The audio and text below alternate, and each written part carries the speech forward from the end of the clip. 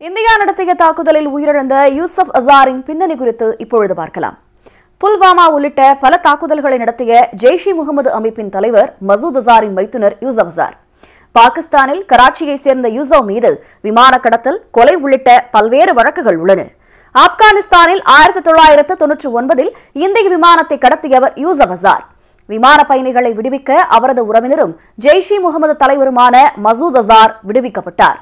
அவரை 20 ஆண்டுகளாக தேடி வந்த நிலையில் இன்று விமானப்படையின் லேசர் குண்டுக்கு அவர் இரையாகியுள்ளார்.